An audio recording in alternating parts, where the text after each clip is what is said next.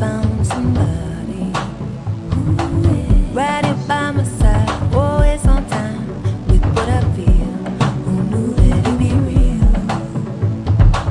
Finally can be free in this beautiful existence with you, and I don't have to dream of love anymore, 'cause I'm witnessing right here my dream come true. Say you make me carry on my way. And I'm at a point now where it's almost like I don't know, even with Barack Obama being elected to office and all the changes that are occurring on a political scale, I'm not so sure that our youth are being protected. And as other groups, other ethnicities are raised in their households, you know, being taught to fear black men, I kind of feel that sort of is the catalyst as to why situations like these occur, because I would have more respect for this officer, who, by the way, resigned from his position.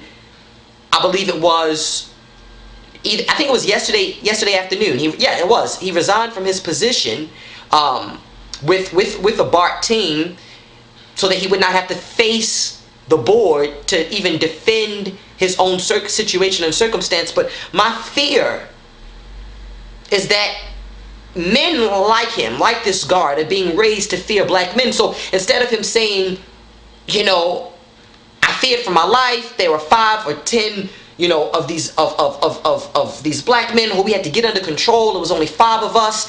I got scared and I pulled my gun and I shot, you know, the first one I could get aim at.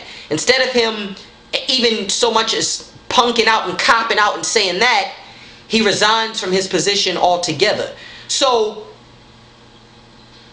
you know, I'm not going to even fake the funk and try to believe that justice will be served and that, you know, this man will be charged criminally with second-degree murder charges. I'm not going to even, you know, fake the funk and say to you all that point will come. Because I truly believe that this will be another situation where another officer will be protected by the law that protects officers in these situations, and that he will walk scot-free. No, maybe he will not ever practice on the BART team again, but this definitely isn't the end of his career. Once things die down, indeed, you know, he will once again be practicing on someone's force. And that's the scary notion, that we have no sense of protection. And that's why people take to the streets, you know.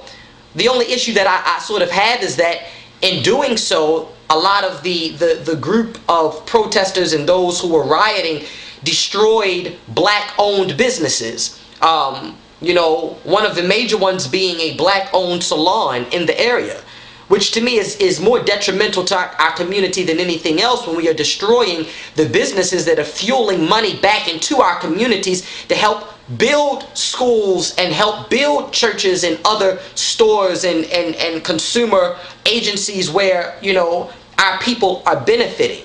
But once again, I realize that we're living in a very tension-filled period. Like I said before, even with this new election, you know, that has taken place and this win, it doesn't solidify the safety of our people, nor does it solidify the safety of our youth coming through this next generation. So I say to all of you, a lesson that my father always taught me growing up as we would walk through the streets of Baltimore.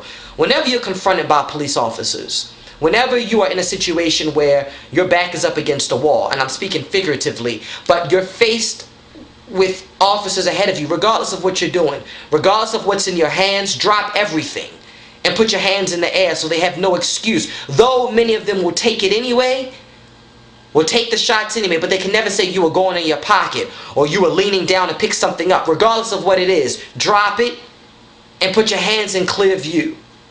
It's sad that we walk around as black men targets in our own communities, on our own streets, on trains, subways, storefronts, on our own jobs sometimes.